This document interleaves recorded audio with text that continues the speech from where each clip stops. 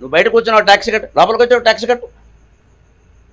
ఇంకా అంత దరిద్రం రాలేదు కదా, అవి అనుభవించవచ్చు. మధ్యాహ్నపు నిద్ర, మధ్యాహ్నం హాయిగా రిటైర్ అయిపోయిన తర్వాత సుఖం ఏంటంటే శుభ్రంగా 1 గంటకు పక్కేసి 3 వరకు లేవక ఉద్యోగం చేసేటప్పుడు అవకాశం ఉందా? సాఫ్ట్వేర్ ఉద్యోగం ఏదో చేసాం, ఎక్కడ ఊపిరి సలపనంత ఉద్యోగాలు చేసాం. 60 ఏళ్ళు దాటా కూడా మళ్ళీ ఎందుకండి ఈ సీన్ వదిలేయి, సుఖంగా 2 గంటలు పడుకో. నీకు లేవాలనిపిస్తే లేదా టీ పెట్టాకలే. ముత్యాలమ్మ జాతరలో ముత్యాలమ్మ కోడి పుంజు చూపిస్తే కానీ గరగొన్నవాడు గంతీయుడు, అలాగే ఈ పెద్ద మనిషికి టీ చూపిస్తే కానీ లేవు. పోయి సుఖంగా పడుకో. అప్పుడు 3:30కి వచ్చి కూర్చో, ఫ్రెండ్ని పిలుచుకున్నారు, కబుర్లు చెప్పుకో. ఎవరు లేకపోవడం ఏంటి? భార్య కొత్త పెద్ద ఫ్రెండ్, భర్తే పెద్ద ఫ్రెండ్, అంతకంటే ఫ్రెండ్ ఏమిటండి? కూర్చుని ఇద్దరు టీ తాగండి సుఖంగా. చలికాలం అయితే వేసవకాలం అయితే నిమ్మరసం నీళ్లు తాగండి, 4 కబుర్లు చెప్పుకోండి, పాతకాలపు స్మృతులన్నీ తెచ్చుకోండి. వీలైతే ఒక గొడవ పెట్టుకోండి, ఏదో ఒకటి 1 గంట కాలక్షేపం. అయిపోయిన తర్వాత ఓకే అంతా క్యాన్సిల్, మొత్తం అయిపోయింది అంతే. ఎక్కడ దొంగలు అక్కడే గప్చి. ఇప్పుడు మాటలు ఇప్పుడే మర్చిపోవలసిందిగా విజ్ఞప్తి, వందనం సమర్పణ అంతే.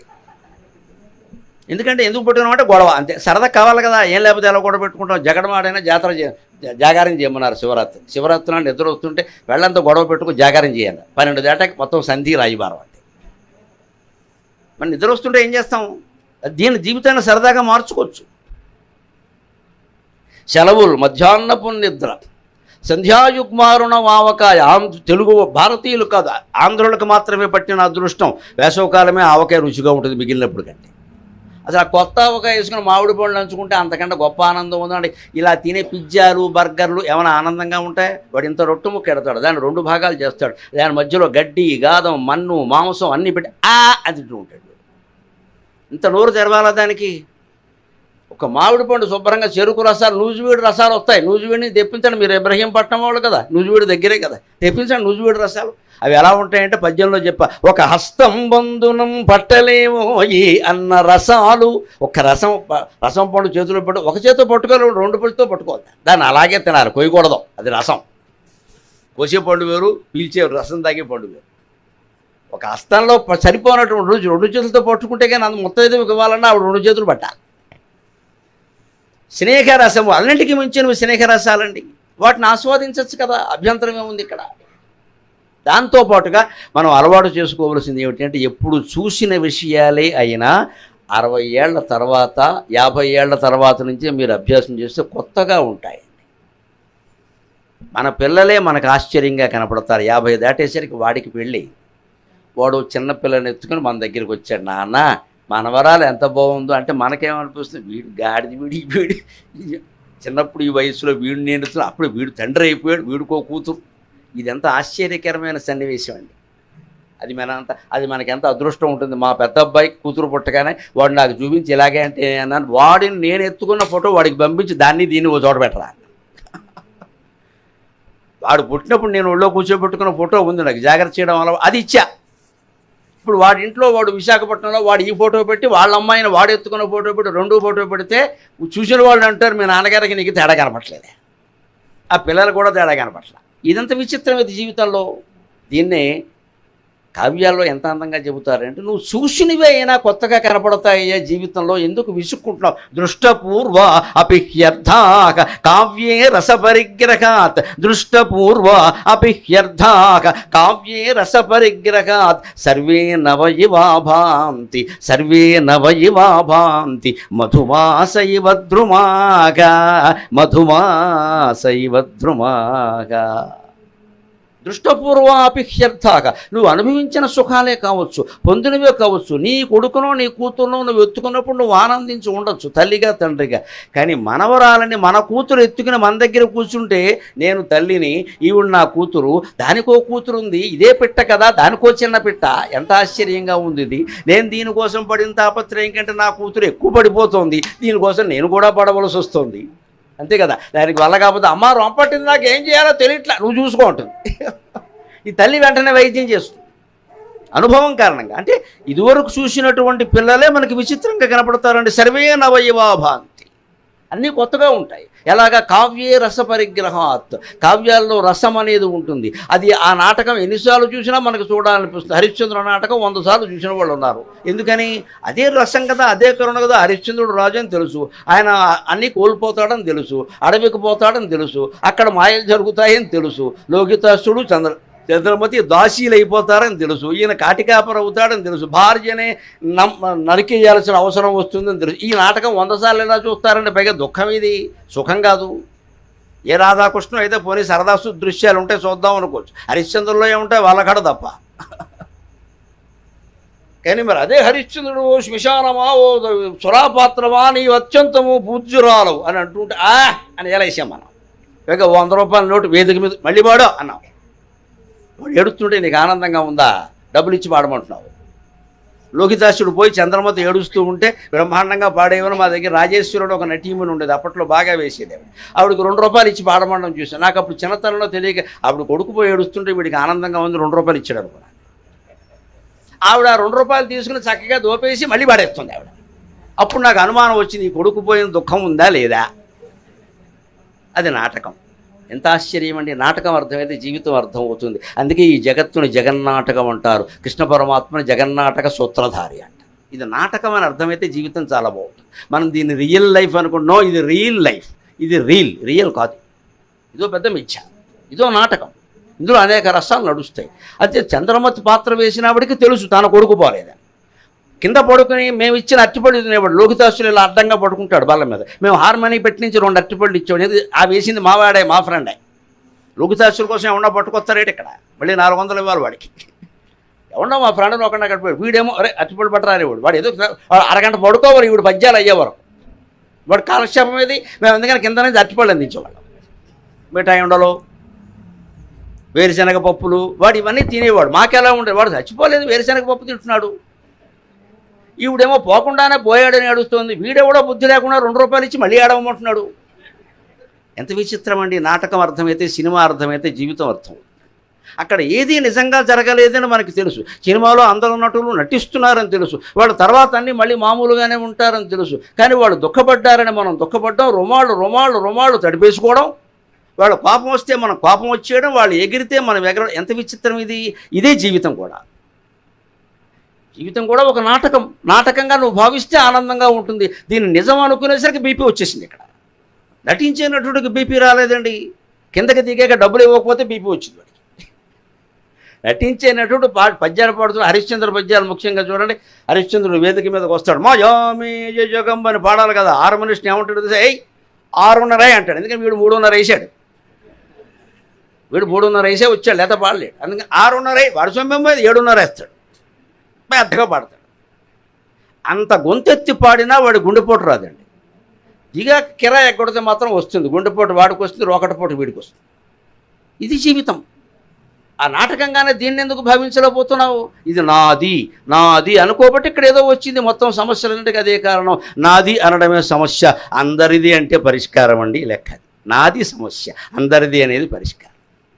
ఈ సభ అందరిది అనుకున్నాం కాబట్టి మీరు అన్ని నియమ నిబంధనలు అన్నీ పాటించి, మీకంటే చిన్నవాడినైనా పెద్దవాడినైనా నా మాట గౌరవించి ఫోన్లు కట్టేసి మంచినీళ్ళు కూడా తాగడం మానేసి, మధ్యలో పళ్ళరసాలు ఇచ్చినా తాగడం మానేసి వింటున్నారు. ఎందుకని ఇది అందరిది అనే మాట ఉంది. అదే పరిష్కారం.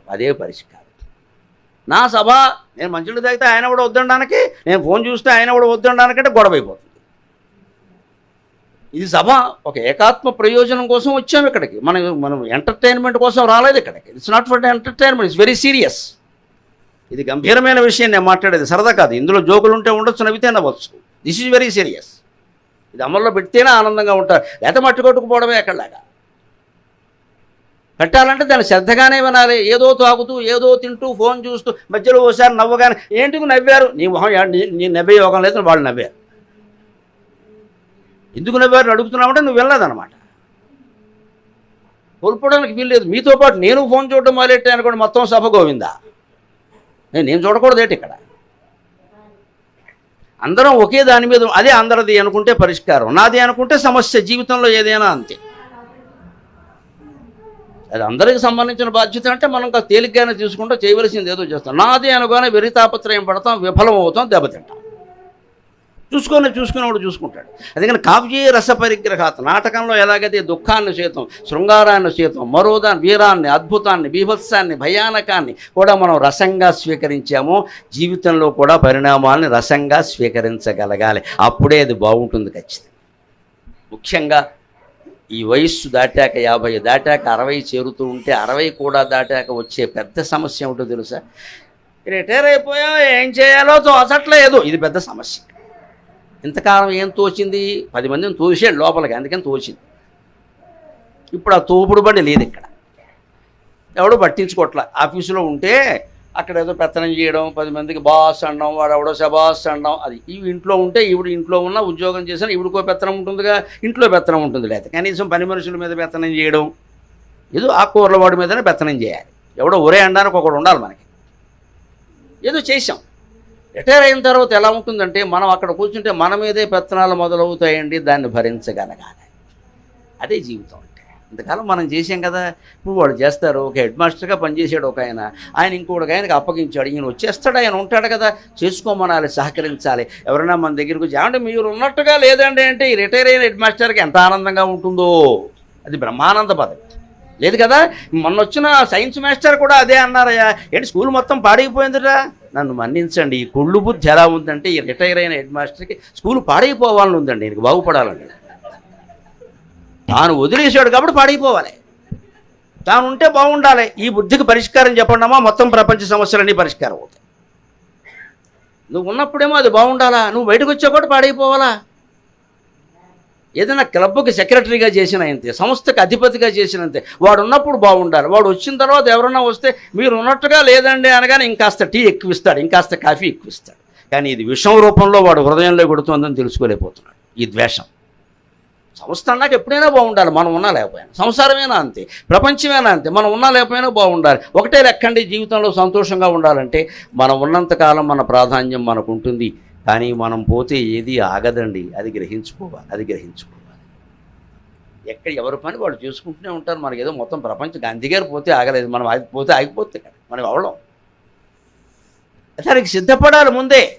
అంతేగాని పోయిన తర్వాత కూడా గుర్తుపెట్టుకుందుకు వీలుగా మనమే ముందు జాగ్రత్త. ఇది మరీ తద్దినం అంటారు దీన్ని. వాడు పెట్టుకుంటాడు, లేకపోతాడు. వాడు గుర్తుపెట్టుకుంటే ఒక పెద్ద విగ్రహం పెడితే మాత్రం మనకేమైనా కలిసి వచ్చిందా?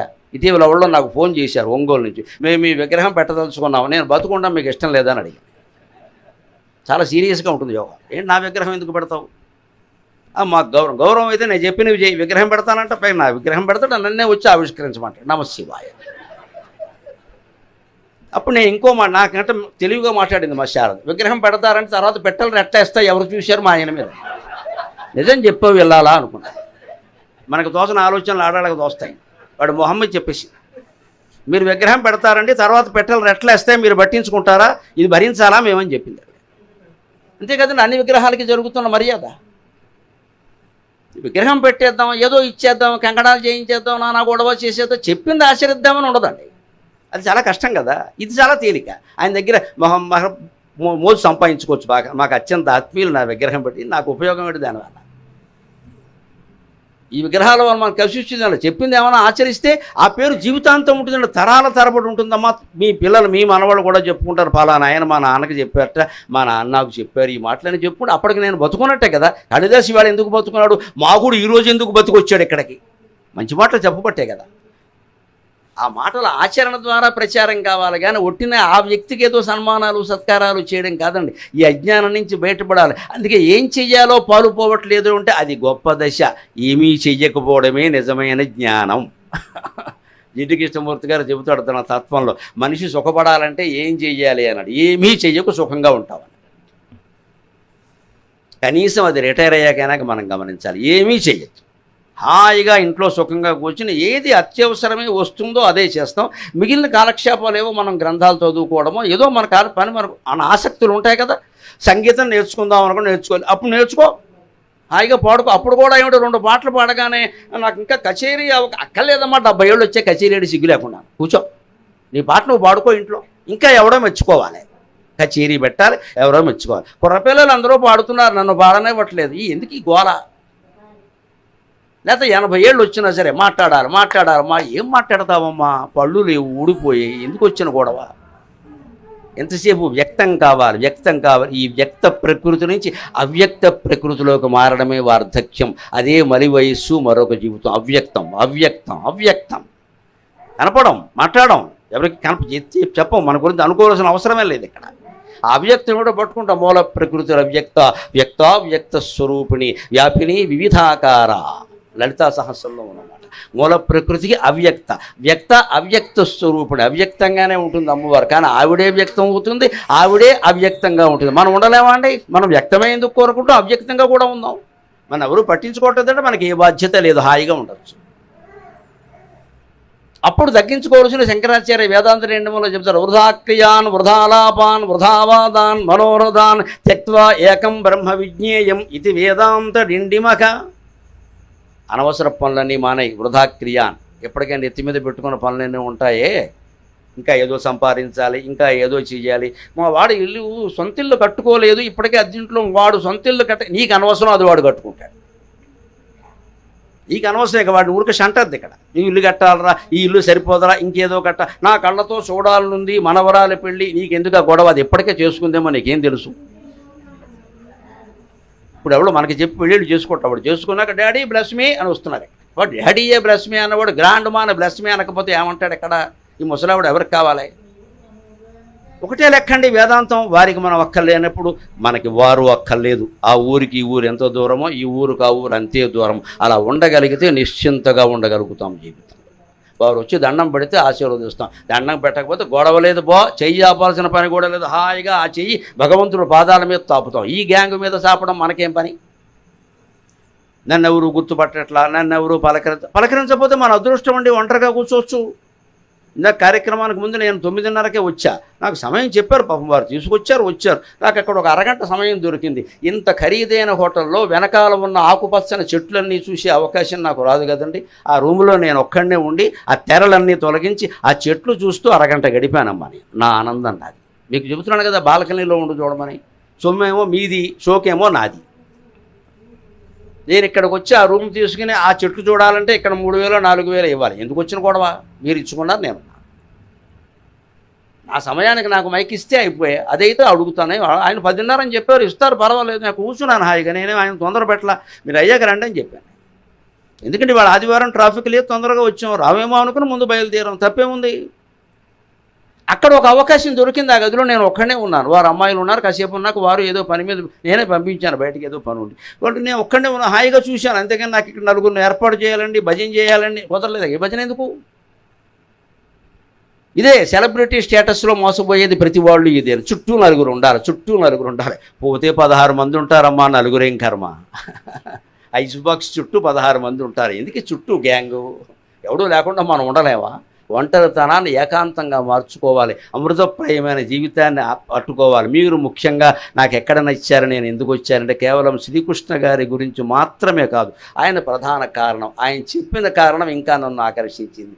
ఎప్పుడూ మేము రామకృష్ణ విద్యాలయంలో చదువుకున్నామండి, చిన్న వయస్సులో. అది హై స్కూల్ కదా, హై స్కూల్ స్థాయిలో చదువుకున్నాం. ఇప్పుడేమో అందరూ డిగ్రీలు అయిపోయినాయి, పీజీలు అయిపోయినాయి, రకరకాల ఉద్యోగాల్లో ఉన్నారు, గృహస్థాశ్రమాల్లో ఉన్నారు, మనవాళ్ళను కూడా ఎత్తుకున్నారు. ఈ దశలో మేమందరం కలవదలుచుకున్నాం. మీరు మాట్లాడాలి అంటే అసలు ఆ విద్యాలయానికి నేను నమస్కారం చేస్తున్నా ముందు, రామకృష్ణ విద్యాలయానికి.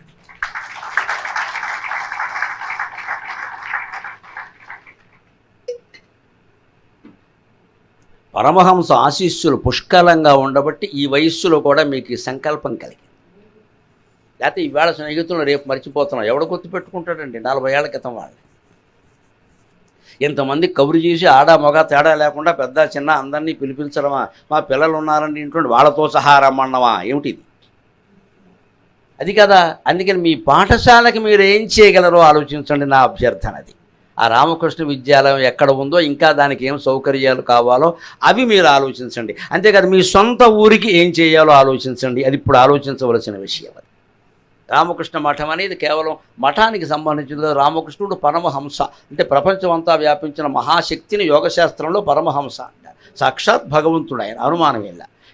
ఏ మహానుభావులు శివకేశవులుగా ఉన్నారో, ఏ మహానుభావులు రామాంజనేయులుగా అవతరించారో, ఏ మహానుభావులు కృష్ణార్జునులుగా పుట్టారో ఆ మహానుభావులే రామకృష్ణ వివేకానందులుగా జన్మించారు. సందేహించాల్సిన అవసరం లేదు. శివకేశవులు వాడు సాక్షాత్. అందులో కేశవుడే రామకృష్ణ పరమహంస, శివుడే సాక్షాత్ వివేకానందుడు. ఎందుకంటే ఆయన తల్లి భువనేశ్వరి, ఇది సంతానాన్ని ఇమ్మని శివుడిని అడిగింది. ఆ శివప్రసాదం వల్ల పుట్టినవాడే వివేకానంద. ఈయన అల్లరి భరించలేక చిన్నతనంలో 12 ఏళ్ళప్పుడు ఆవిడ జోకేసింది శివుడి మీద, నేను సంతానం ఇమ్మనంటే శివుడు ఆ భూత ప్రేతాల్లో ఓ దాన్ని తీసుకొచ్చి ఇక్కడ బారేశాడండి. ఈయన అంత అల్లరి చేసేవాడు. అంత అల్లరి చేసేవాడు ఏమయ్యాడు? పరమహంస కంటే గొప్పవాడై ఖ్యాతి తెచ్చుకున్నాడే. ఆయన ఖ్యాతిని నిలబెట్టాడే. కేవలం ఇంటి గూడుకి పరిమితం అయిపోయిన మహావ్యక్తి ఖ్యాతిని నిలబెట్టాడే. అంతకంటే శిష్యుడు ఎవరు ఉంటారండి? మీరందరూ వివేకానందులాగే జీవితాంతం ఆయన ఆశయాలను ప్రచారం చేస్తూ ఆచరణలో పెట్టండి అమ్మా, అంతకంటే కావలసింది ఏం లేదు. అప్పుడు వృద్ధాప్యంలో వచ్చే సమస్యలు ఏవి గుర్తుండవండి. ఒక ప్రధాన సమస్య చెబుతున్నా. 60 దాటగానే ఇంట్లో ఖాళీగా ఉండగానే ఏమొచ్చింది తెలుసా?